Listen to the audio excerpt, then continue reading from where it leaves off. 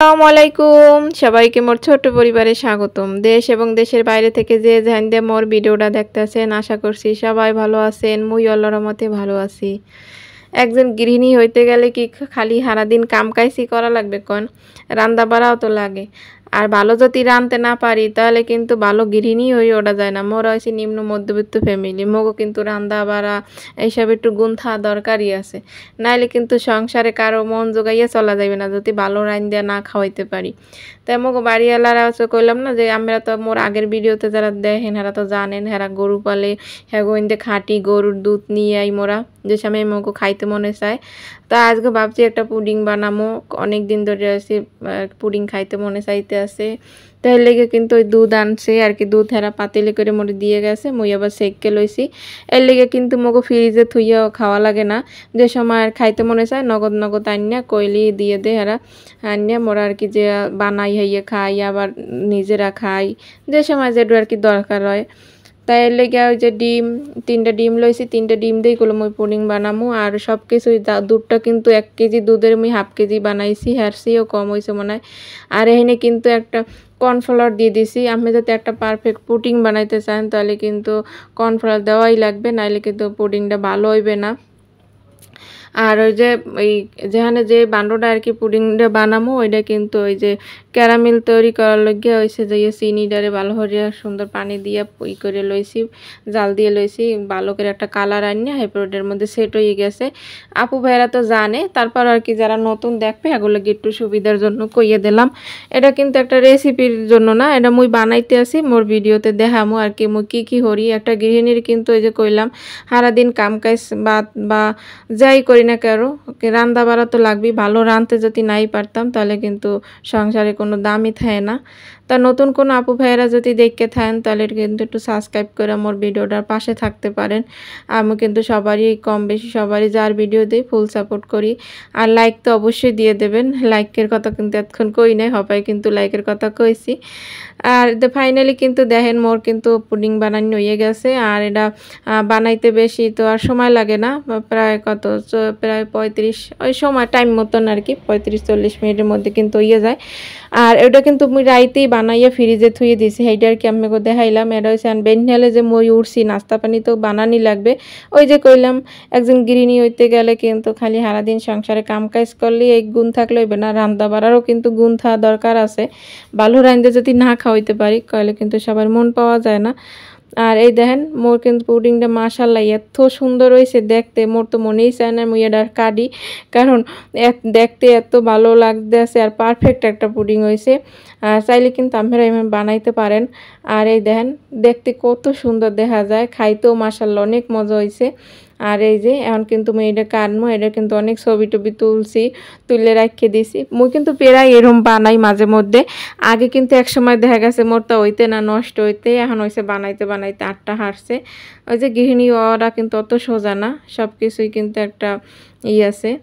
আর এই দেখেন মানে কষ্ট আছে, সাধনা করা লাগে, রাঁধতে বাইরে অনেক কিছু নষ্টও করছি, এখন কিন্তু রাঁধতে হয়েছে। যারা নতুন আছেন এরা চিন্তা করবেন না যে মগোতা হয় না কে বা মগো রান্না এখন এক সময় হইবে, সবাই কিন্তু কেউ কিন্তু একবারে শেখে না। ওই যে কইলাম অনেক জিনিস নষ্ট হইবে আবার ভালো হইবে, নষ্ট হইতে হইতে যে কোনো জিনিস কিন্তু সুন্দরভাবে হইবে। তো মোরা কিন্তু এইভাবেই নাস্তাটা ওই দিন সুন্দরভাবে করছি, মাশাআল্লাহ দিলে ভালোই লাগছে খাইতে। আসলে স্বামী সন্তান নিয়ে যদি সুন্দরভাবে একটা ভালো জিনিস খাই বা ভালো লাগে এর চেয়ে কিন্তু আর শুকরিয়া কিছুই থাকে না, আল্লাহর কাছে লাখো লাখো শুকরিয়া। তো এদিক দিয়ে আবার আটা আনছিলে, আটা বইরে থুয়ে দিলাম, কারণ আটা যদি এখন বইমে না বড়ি পলিথিনে থুলে কোন সময় আমরা কিন্তু খোলা আটাই খাই, কারণ মুখ তো পেতে ডেলি রুটি খাওয়া পরে। আবার এই যে একটা তেল বানাইতে আসি, এটা কিন্তু প্যারাশুট তেল দিয়ে আবার ওই যে ওই যে আছে না ওই যে ভাইরাল যে তেলটা বানায় ঘরোয়াভাবে, এটা কিন্তু মুই মোর মতো করে বানাই, এটা মুই অনেক দিন ধরেই বানাই। হয়তো আমি এগুলোকে শেয়ার করি না, যদি আমরা এটার চান ডিটেলস কি দিয়ে মুই বানাইছি আর কি দিছি এর মধ্যে, হ্যাঁ কিন্তু আমি এগুলোকে মুই শেয়ার করতে আর যদি আপনারা কমেন্টে জানান কেউ, হলে একদিন শেয়ার করে দিই এটার মধ্যে মুই কি দিছি।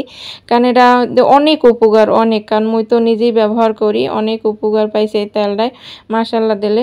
আর এটা বানাইতে অত ঝামেলা লাগে না, মানে আমার ঘরেই যা আছে ওই দিয়েই খালি 2-1টা জিনিস আর কি করে আনা লাগে আর কি। তা এদিক দিয়ে কিন্তু ওই যে বানানোর পর ওটা তো মুই ঠান্ডা ঠান্ডা হইতে থুয়ে দিছি, ওটা বোতল ভরে আবার থুয়ে দিবো, ওইটাই আর কি মুই ব্যবহার করবো, ওই তেলই মুই দিই কলো। তা এদিক দিয়ে মোর বই নিয়ে আবার আইসে বাড়ির দিয়ে।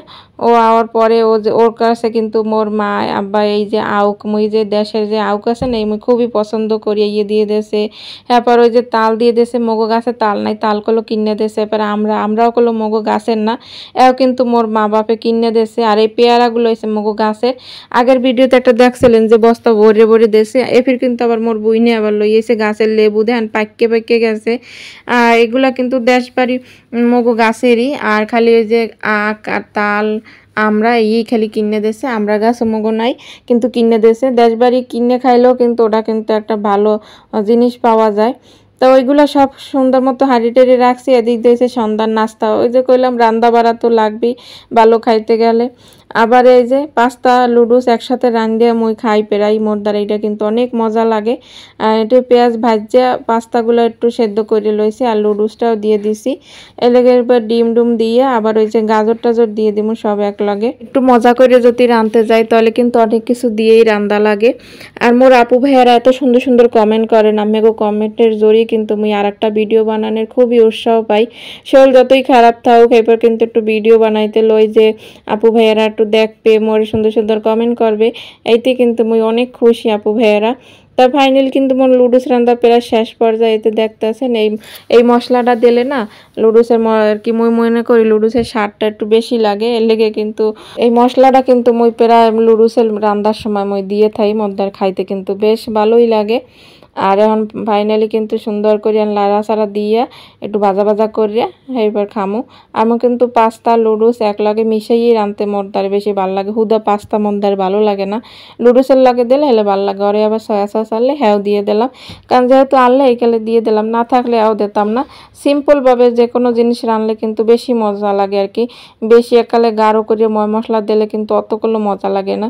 যাতে যা যেটু দরকার সেটু কিন্তু দেওয়াই লাগে, যেমন পেঁয়াজ আলু কুচি গাজর কুচি আবার হয়েছে যে ডিম, এটা দিলে কিন্তু মজা লাগে। আবার বলে এডু না দিলে কি মজা লাগবে, কারণ এডু কিন্তু দিছি দেখে কিন্তু মজা লাগছে।